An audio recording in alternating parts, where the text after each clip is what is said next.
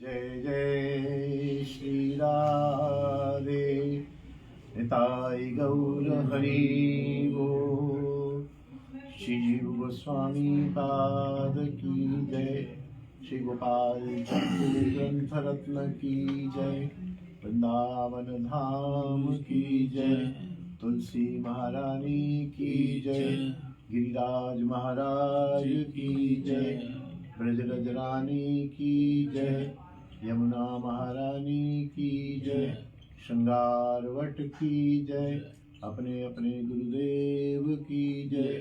समस्त वैष्णव वृंद की जय। समस्त संत जन की जय। जय जय श्री राधे।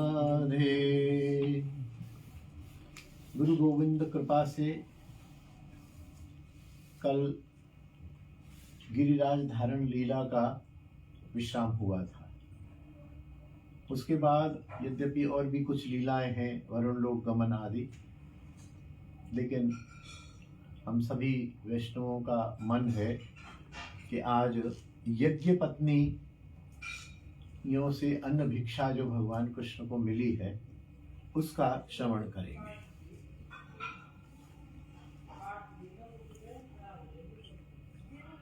आज फिर से मधुकंठ ने अत्यंत उत्कंठित होकर सभी को कृष्ण की एक और लीला सुनाना प्रारंभ किया। उन्होंने बहुत सुंदर मंगलाचरण किया और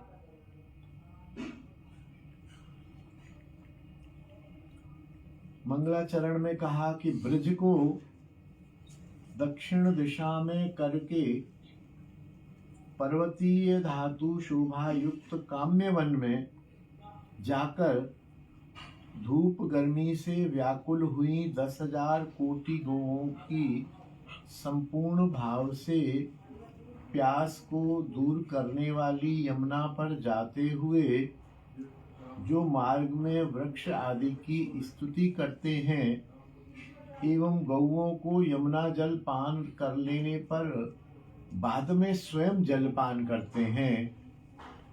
क्षुधा के बहाने यज्ञानुष्ठान करने वाले ब्राह्मणों की पत्नियों पर जो करुणा करने वाले हैं वे श्री कृष्ण हमारी रक्षा करें।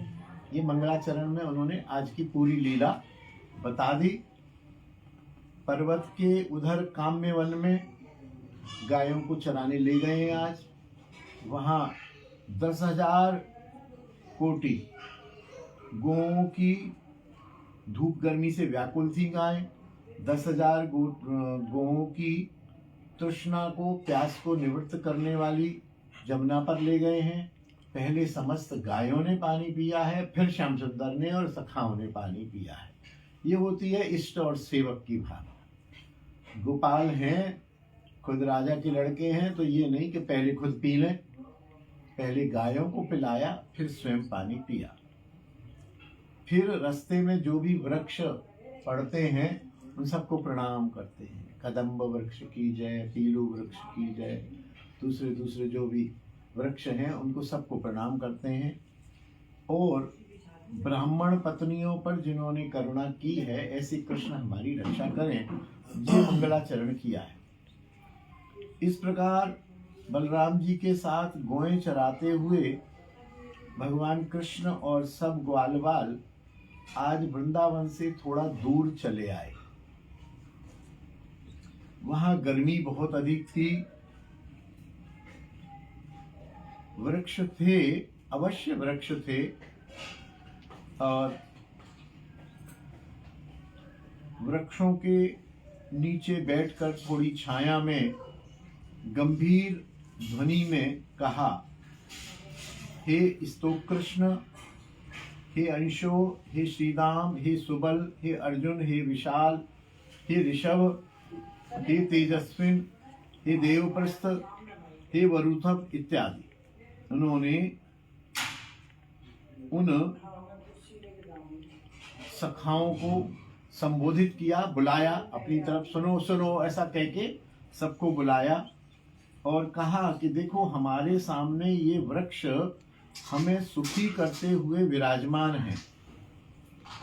इनका दर्शन करके अलग अलग रूप से आप इनकी स्तुति करो, वृक्षों की स्तुति करो।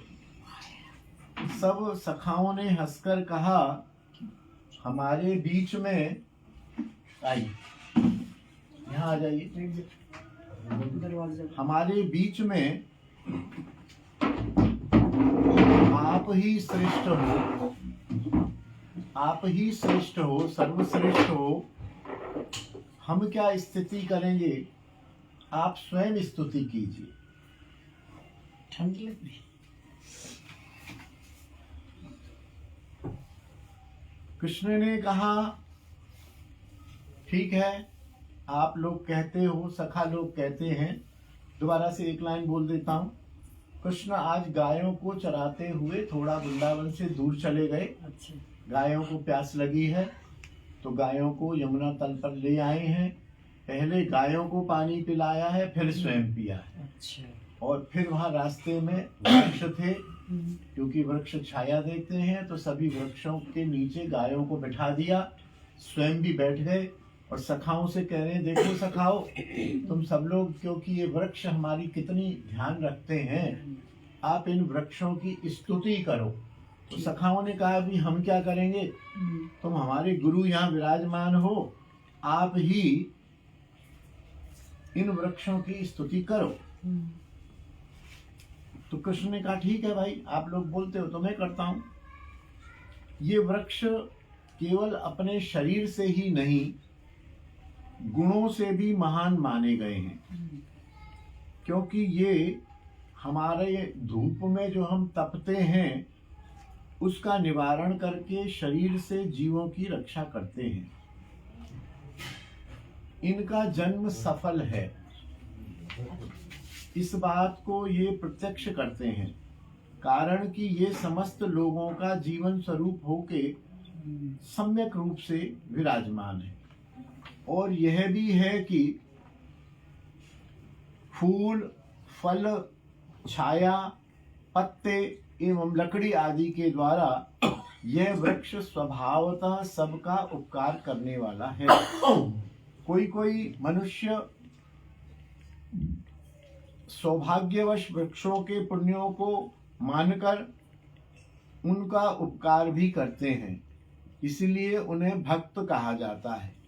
किंतु जो उपकार करने वाले नहीं हैं वे अधम हैं। वृंदावन में वास करने वाले समस्त वृक्ष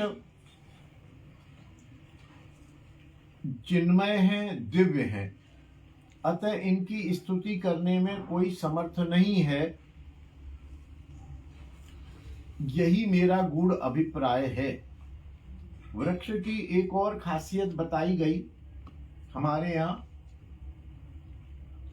तरो रेव सहिष्णुना। एक साधक को वृक्ष की भांति सहनशील होना चाहिए। धूप को भी सहन करता है, वो गर्मी को भी करता है, और यहाँ तक कि इतना जबरदस्त गुण बताया गया, इतना जबरदस्त गुण बताया गया कि किसी को भी आप यदि मारो तो वो आपको फल प्रदान नहीं करता। वृक्ष को हम एक ईंट मारते हैं तो वो आम गिर जाता है। ये उसकी जबरदस्त सहन शक्ति है। फिर उसको जल दो या मत दो, दो तो ठीक है, नहीं दो तो पृथ्वी से ही जल को ले लेता है, पृथ्वी से भी नहीं मिले तो सूख जाता है, लेकिन मांगता नहीं। ये भी सहिष्णुता है। उसको काटो तो भी कुछ नहीं बोलता है, सूख जाए तो भी उसको काट के लकड़ी बना लो तो भी कुछ नहीं बोलता है, लकड़ी को जला दो तो भी कुछ नहीं बोलता है। तो सहिष्णुता के लिए पूरी सृष्टि में वृक्ष का उदाहरण दिया जाता है। सखा बोले, प्रभु आप क्यों ऐसा संकोच कर रहे हो? आप तो कवि हो, गुणवान हो, 64 कलाओं से पूर्ण हो, आप क्यों संकोच कर रहे हो? आप जरूर कुछ न कुछ इनके विषय में बताइए, वृक्षों के विषय में। लेकिन भगवान उसको टाल गए और यमुना के तट पर चले आए। यमुना के तट पर आकर हल्की फुल्की वृक्ष के बारे में बातचीत की और यमुना के तट पर आकर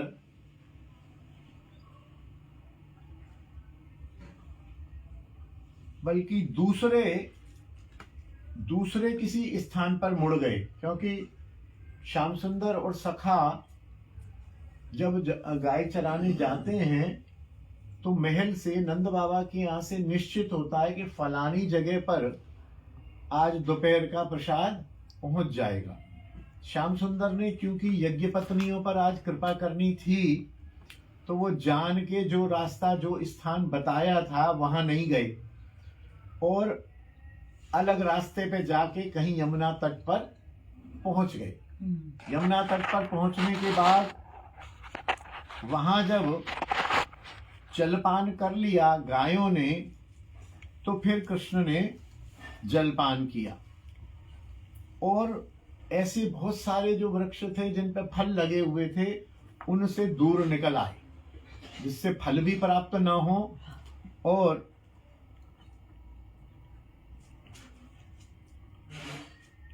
ये सखा कहे कि हमें भूख लगी है, भूख लगी है, भूख लगी है। और ऐसा ही हुआ। वहां सखाओं ने श्री कृष्ण से कहा, कन्हैया लाला आज भोजन चोना आयो, आज मैया ने प्रसाद ना भेजो, भोजन ना भेजो, टोसा ना भेजो। हमारे यहाँ ब्रज में टोसा कहते हैं। टोसा बांध बगल में राखूं और ठोर ठोर पे खाऊं मेरी वीर, नाय माने मेरो मनुआ।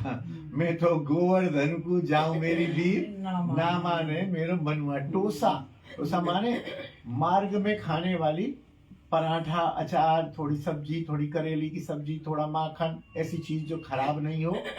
तो वो टोसा आज चौने ही भेजो लाला, जो चौथा मैया ने यहाँ रोज भेजती, हमें तो भूख लग रही है। कृष्ण से कहा और राम से भी, बलराम भी थे उस दिन, बलराम से भी कहा, अरे बलदाऊ भैया कछु करो भैया, तुम हमें भूख लग रही है, भूख लग रही है, बहुत तेज भूख लग रही है। दोपहरी है गई, रोटी चौना आई घर से, टोसा चौना आयो, बहुत देरी है रही है, यहाँ कोई वृक्षण पे भी फल ना दिख रहे। तब कृष्ण ने कहा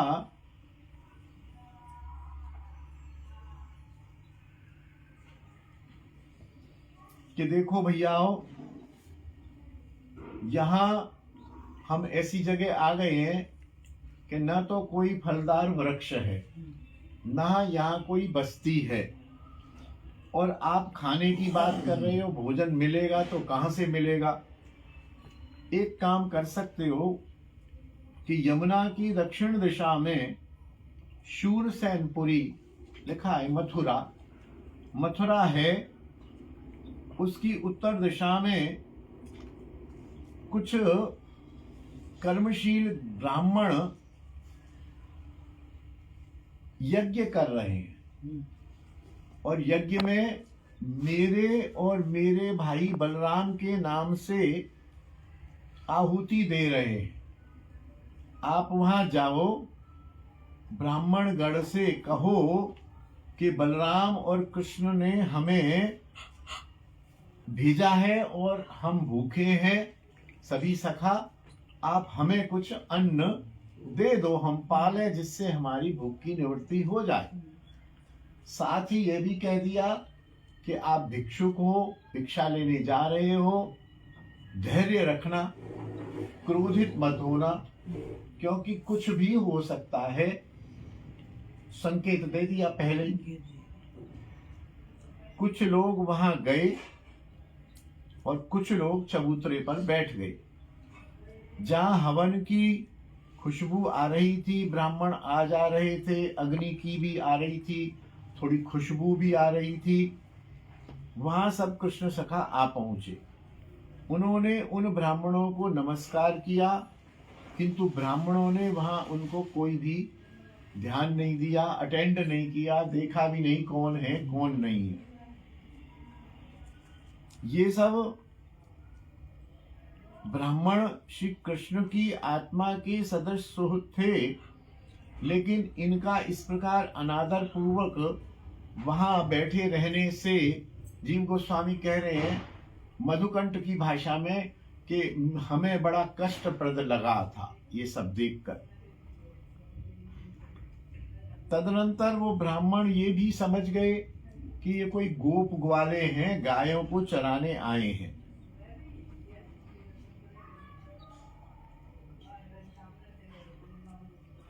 सखाओं ने भी उनसे एक दो बार कहा हम लोग भूखे हैं, कृष्ण बलराम ने भेजा है, आप हमें कुछ अन्न कुछ भोजन की वस्तु दे दीजिए।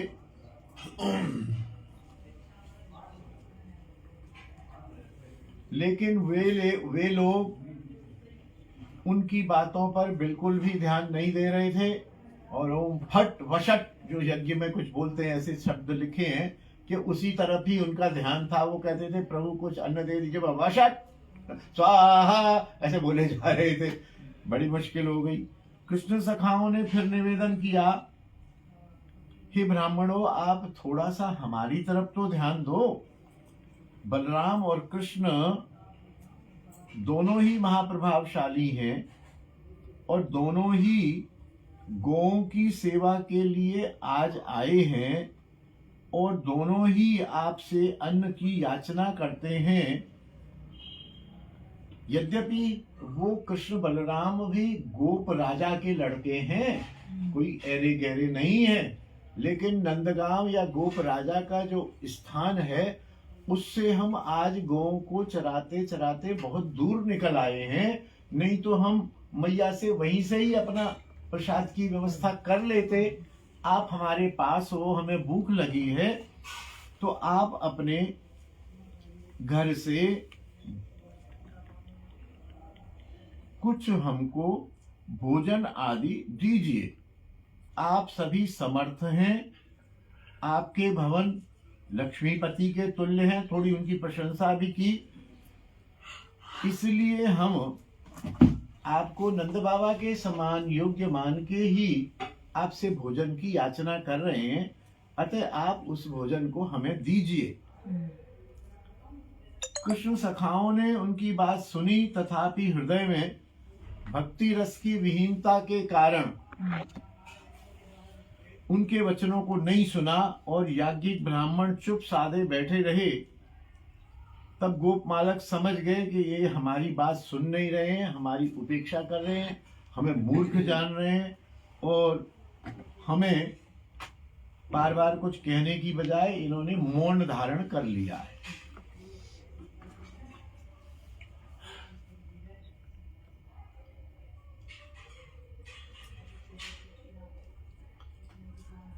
फिर ब्राह्मणगण से कुछ और भी वो टेक्निकल बात बोले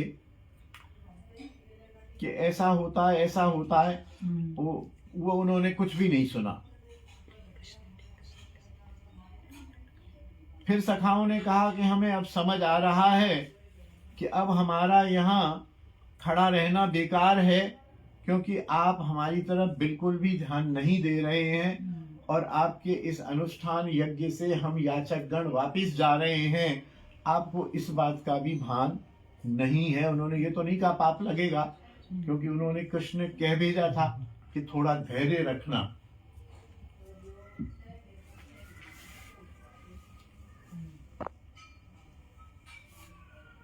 और ब्राह्मणगण कहने लगे, जब उन्होंने कुछ टेक्निकल बात कही है तो ब्राह्मणगण कहने लगे, देखो हम वेद करने वाले ब्राह्मण और ये गाय चराने वाले गोप ये हमें शिक्षा दे रहे हैं कि लौट रहे हैं कि फलाना यज्ञ और ये और वो, ये क्या जाने।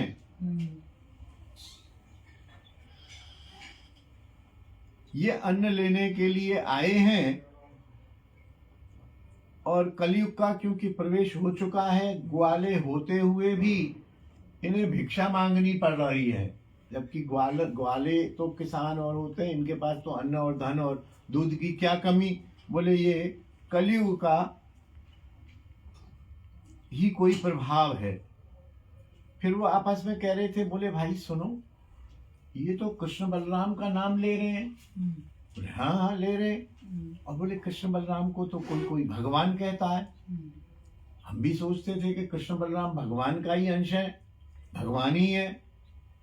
तो बोले वो भी आज पता लग गया कि यदि कृष्ण बलराम भगवान होते तो भगवान तो सर्वसमर्थ हैं, तो अन्न मांगने क्यों वो अन्न मांगने क्यों आते? वो भगवान सर्वसमर्थ है, वो तो अपनी शक्ति द्वारा ही वहां अन्न प्रस्तुत कर देते। अपने सखाओं को अन्न मांगने के लिए क्यों भेजते? ऐसा वो सोचते हुए और आपस में ही बात करते रहे। गोप बालकों की तरफ उन्होंने न ना कहा, न हाँ कहा, न उनसे कुछ कहा। और गोप बालक ऐसी परिस्थिति में लज्जापूर्वक अपना मुख नीचा करके बड़े निराश होके और पैर पटकते हुए कृष्ण के पास लौट आए। कृष्ण ने उन्हें जब दूर से ही देखा, व्यक्ति की चाल से और ढाल से ही पता लग जाता है कि स्थिति क्या है। निश्चित रूप में जो विज्ञ जन हैं वो दूर बैठे हों, आते हुए व्यक्ति की चाल से बता देते हैं कि कुछ गड़बड़ी है, या ये आज तो बड़ा फूला हुआ आ रहा है, कुछ खुशखबरी ला रहा है। तो कृष्ण ने समझ लिया, बोले गुरु कुछ नहीं, आज मिला नहीं है। कृष्ण तो जानते ही थे कि इन यज्ञ अनुष्ठान करने वाले चतुर्वेदियों ने कुछ नहीं देना है, हमने तो यज्ञ पत्नियों पर कृपा करनी है। लेकिन वो नंबर से इसलिए भेजते हैं जिससे दोष और गुण जो दोनों चीज होती हैं, जब तक दोष ना हो तो गुण का पता नहीं चलता।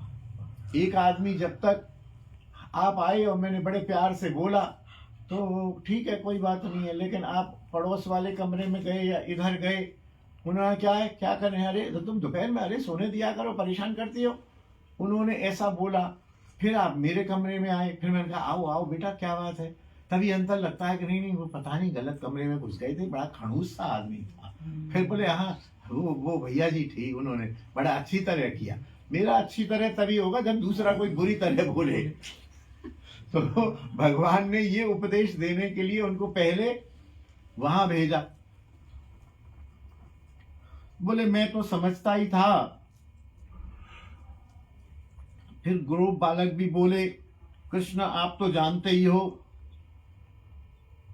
आपने पता ही है क्या हुआ, हमें उन ब्राह्मणों ने कुछ भी अन्न नहीं दिया, अपितु हमारी तरफ देखा भी नहीं, सुना भी नहीं, अन्न नहीं दिया। तो दो प्यार की बात तो कर लेते हमसे, हमें समझा तो देते बेटा अभी यज्ञ चल रहा, अभी ये हो रहा, अभी वो हो रहा, तुम रुको, अच्छा पानी पियो, तुम बैठो। बोले उन्होंने दो प्यार के शब्द भी हमसे नहीं बोले।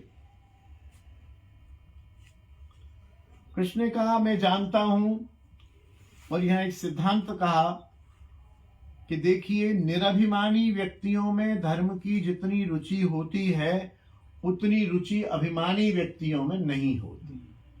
जो निरभिमानी होता है वही धर्म में रुचि रखता है, जो अभिमानी होगा वो धर्म में ज्यादा रुचि नहीं रखेगा, उसकी रुचि अपने अभिमान पोषण में होती है। आज भी बात हो रही थी, मैंने बताया कि इस कौन से वैष्णव पधारी थे, कार्य एक जैसा हो रहा है, प्रसाद पवाया जा रहा है 100 लोगों को, ठीक है ना, 100 लोगों को प्रसाद पवाया जाने को जी चाहता है। अभिमानी व्यक्ति अभिमान पोषण के लिए प्रसाद पवा रहा है।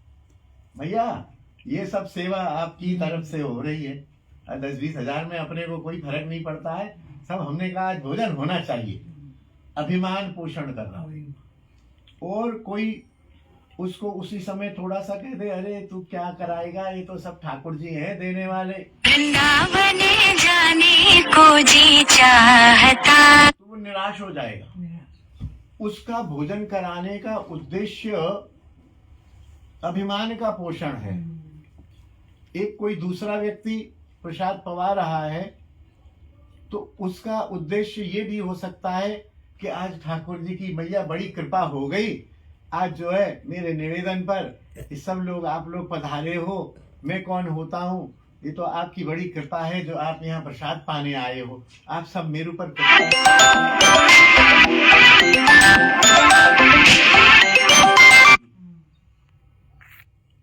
क्या जरूरी हो, आप प्रसाद पाओगे तो आपकी कृपा मेरे ऊपर हो जाएगी।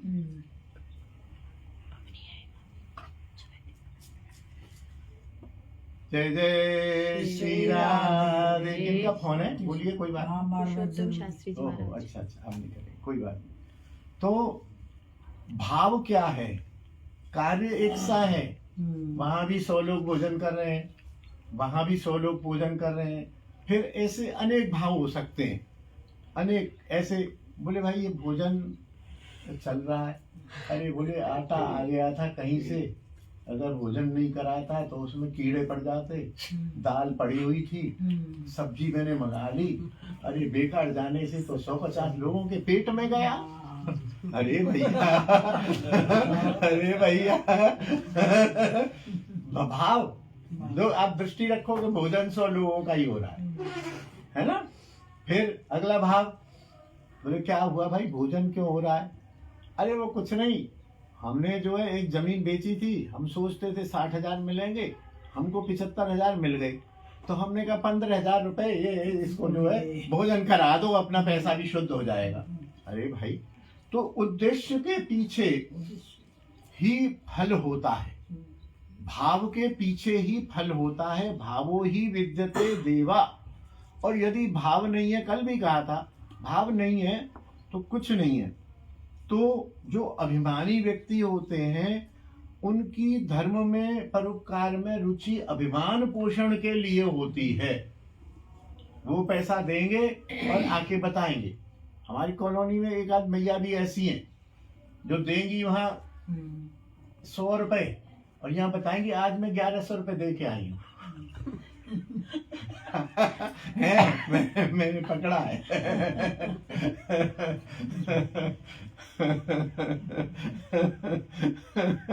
बड़ा मजा आता है। तो जय जय श्री राधे।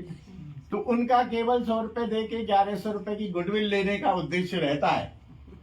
खैर, तो चारों बेकार हो गए। तो है ये तो चारों ही बेकार हो गए, चारों ही बेकार हो गए।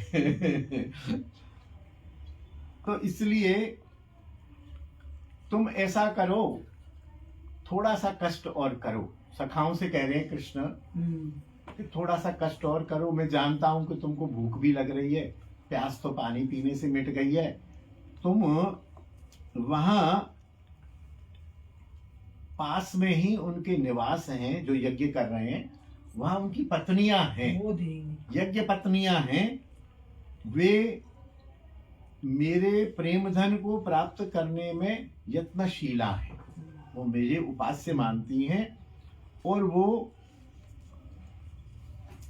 मेरे दर्शन बिना, मेरी सेवा बिना, मेरी पूजा बिना जल भी ग्रहण नहीं करती हैं। और वो प्यास को रोककर कभी कभी तो 2 दिन पीछे पानी पीती हैं और 3 दिन पीछे 2-3 ग्रास ग्रहण पूर्वक अल्प आहार करती हैं। व्रत आदि कभी आ जाता है तो वो मेरे निमित्त भूखी रहती हैं और वो पानी पीती हैं। तो सब बोले अरे अच्छा, ऐसा सही है क्या? कृष्ण बोले ये बिल्कुल सही है, तुम नहीं जानते हो, ऐसा बिल्कुल सही है। तो बोले ठीक है, तब तो बड़ी मजेदार बात होगी। इस प्रकार की जब कृष्ण ने उत्साह दिलाया तो सब सखा बोले कि ठीक है, ऐसा करते हैं, हम उनके यज्ञ पत्नियों के पास जाते हैं।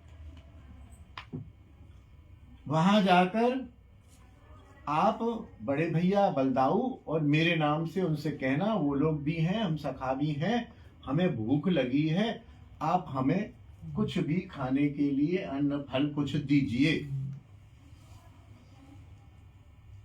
फिर गोप बालक गण भागते हुए बड़े उत्साह, जो वहां से पिटे हुए से आए थे, तो यहाँ जो है बड़े उत्साह है, चल रे चल भाई चल, अरे तू चल, अरे मैं चल रहा हूँ, तू चल, ऐसे करते हुए और फटाफट बढ़ते हुए तेजी से।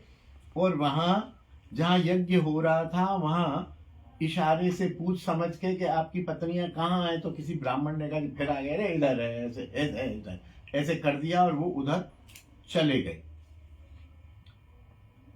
यज्ञ पत्नियों ने देखा कि ये गोप ही हैं।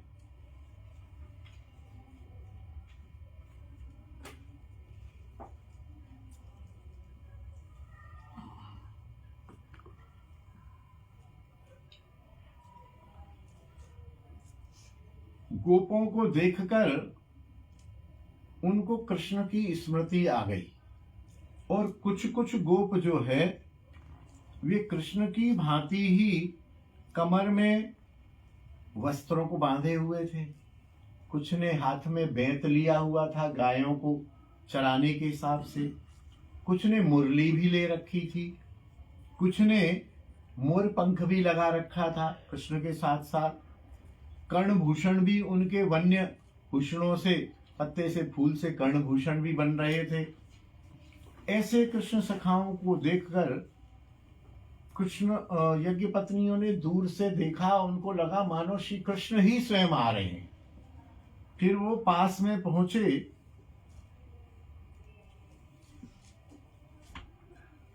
और कृष्ण सखाओं ने उनको प्रणाम किया और यज्ञ पत्नियों ने उन कृष्ण सखाओं को प्रणाम किया और सखाओं ने सारा हाल कह सुनाया कि मैयाओ, आप के श्री कृष्ण बलराम और कुछ सखा यहाँ पास में हैं।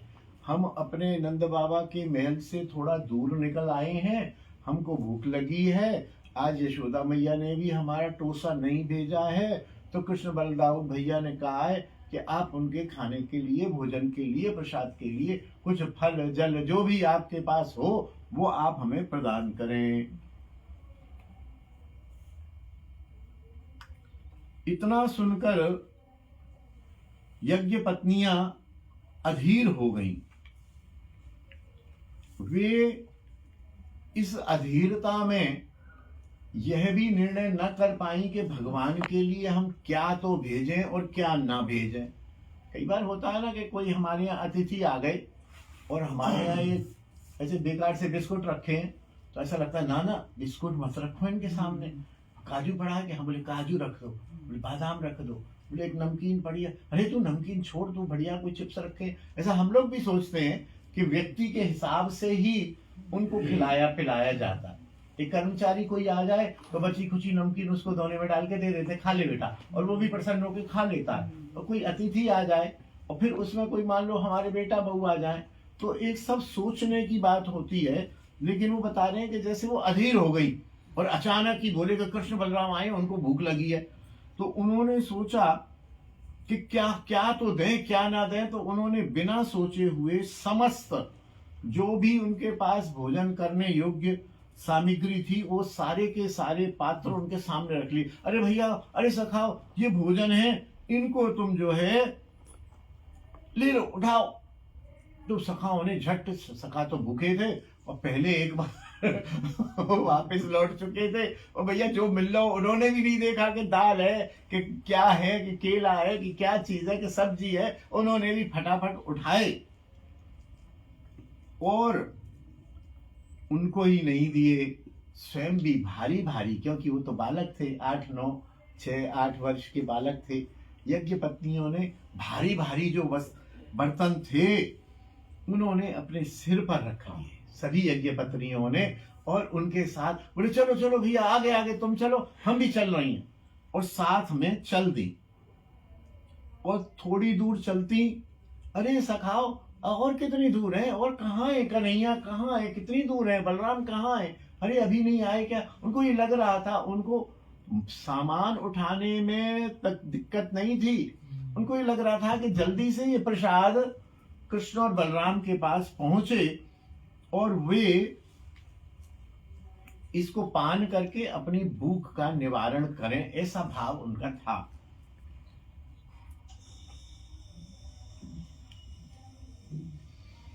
बस थोड़ी ही दूर पर सामने कृष्ण दिखने लग गए। कृष्ण बैठे हैं चबूतरे पर, 2 4 सखा बैठे हैं।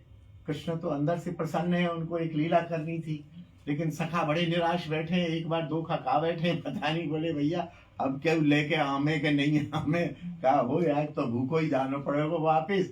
तो बोले ना, तो श्री कृष्ण ने देखा सखा, देखो लाला, देखो देखो देखो देखो सखा दिख रहे हैं, हाँ दिख रहे हैं। बोले हाथ खाली है कि ला रहे हैं कि ना ना, वो यूं थे ना सखाओं के हाथ, ऐसे ऐसे लेके आ रहे थे। बोले ना अब की बार तो कन्हैया कछु लेके ही आ रहे हैं। बोले उनके पीछे कछु बैरबानी, बैरबानी समझते हो? बोले तुम्हें बैरबानी माने महिलाएं, स्त्रियां। बोले कन्हैया उनके पीछे कछु बैरबानी भी खोपड़ी पे धर के कछु ला रही हैं, सब ठीक तो है, चक्कर तो ना है तू देख। अरे बोले कोई चक्कर ना है, कोई दिक्कत ना है, सब आनंद है, तुम आनंद मनाओ।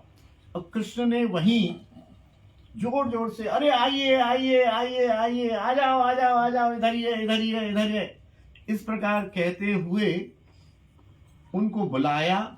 उन यज्ञ पत्नियों को ही सम्यक प्रकार से आकर्षित करने के लिए ही वो इंतजार कर रहे थे। गोप बालकों के साथ श्री कृष्ण सुखपूर्वक वहां विहार कर रहे थे और बाकी के सखा भी आ गए और आके उन्होंने झटपट झटपट सब कटोरा फटोरा सब वहां रख दिया और बैठ गए। और यज्ञ पत्नियों ने जब इस दृश्य का दर्शन किया तो उनके अश्रुपात हो गए, रोमांच हो गया। वे मन में सोचने लगी कि जिस छटा का हम केवल ध्यान ही करते थे, वो आज छटा हमारे आंखों में साक्षात देख रहे हैं।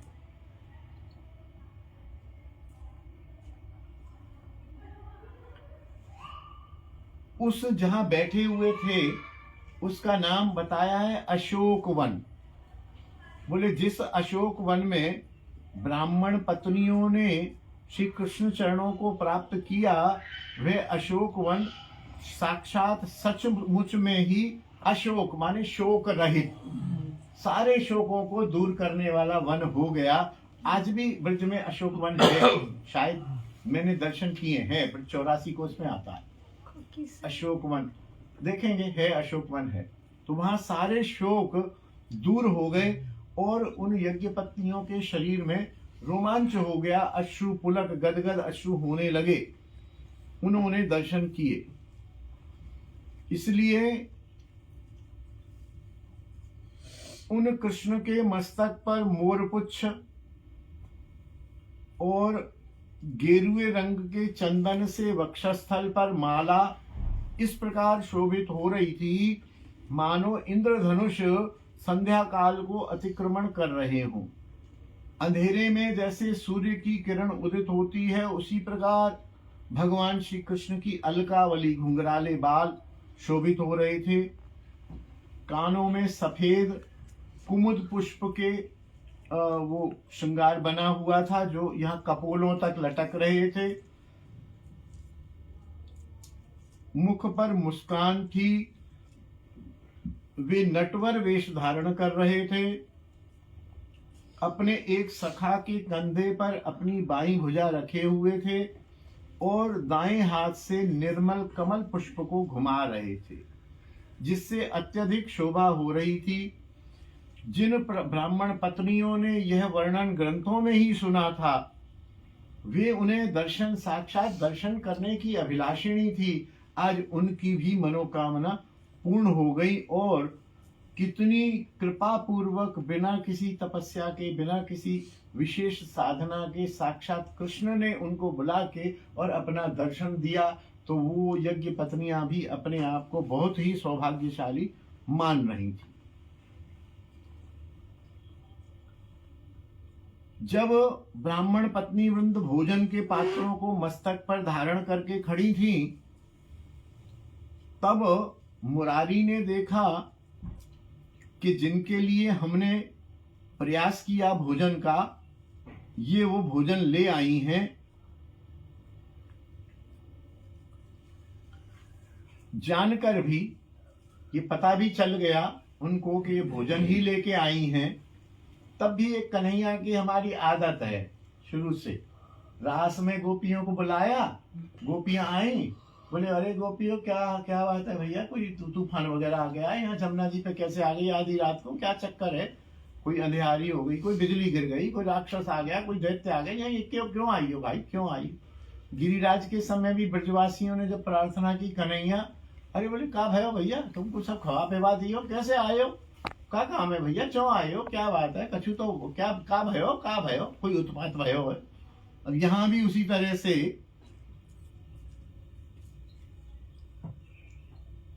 कृष्ण ने कहा,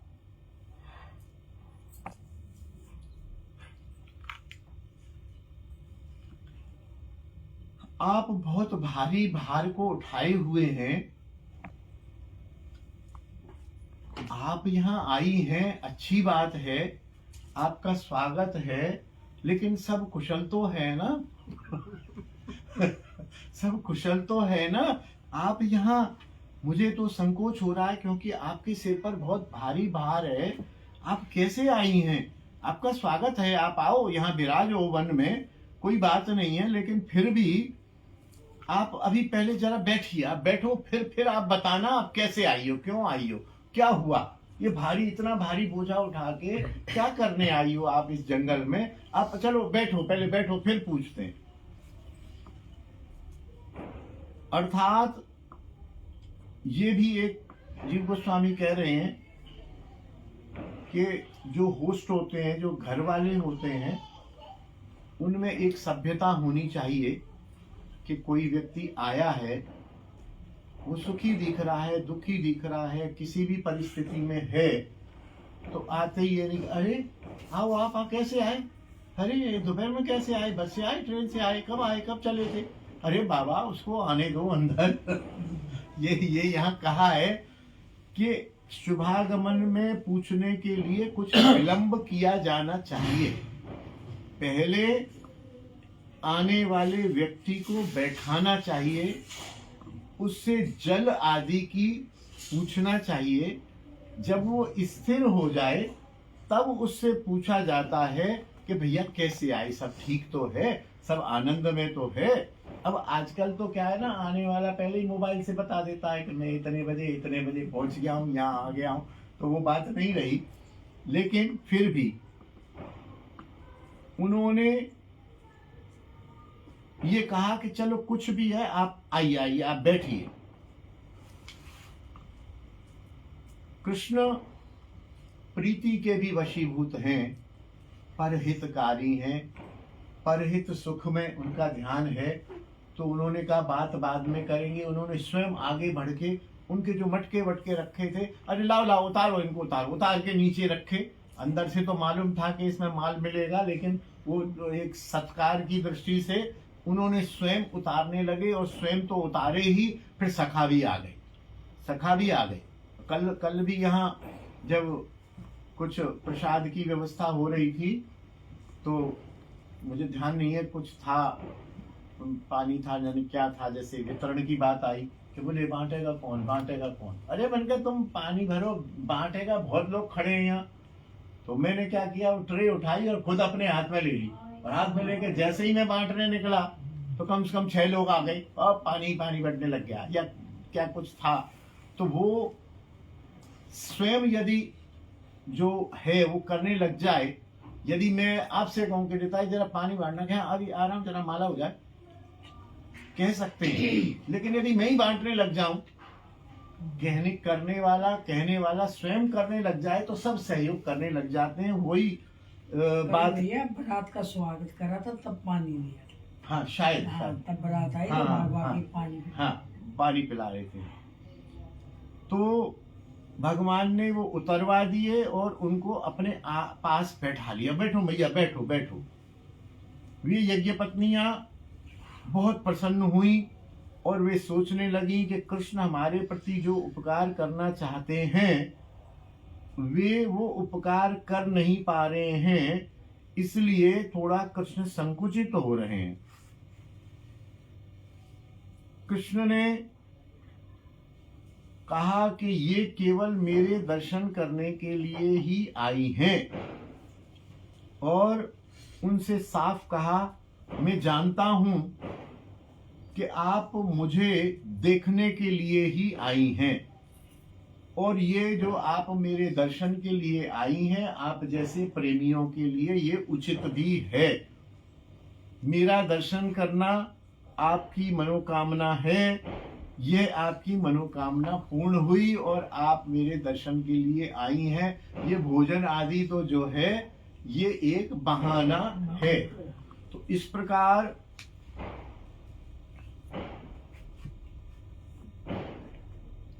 अब आगे कृष्ण उनसे बात करेंगे और समझाएंगे कि आपका कोई स्वार्थ नहीं है, और फिर वही बात कहेंगे कि आप अपने पतियों से बिना कहे सुने आई हैं, तो आप अपने घर जाइए, मेरे दर्शन हो गए हैं, पति पुत्र की सेवा कीजिए, संभालिए, और प्रभु कृपा से, गुरुदेव कृपा से आगे की कथा कल श्रवण करेंगे। जय जय श्री राधे निताई गौर हरि बोल। जीव गोस्वामी पाद की जय, गोपाल चंपू ग्रंथ रत्न की जय, यज्ञ पत्नियों की जय, गुरुदेव भगवान की जय, समस्त वैष्णव वृंद की जय। जय जय श्री राधे श्याम। जय।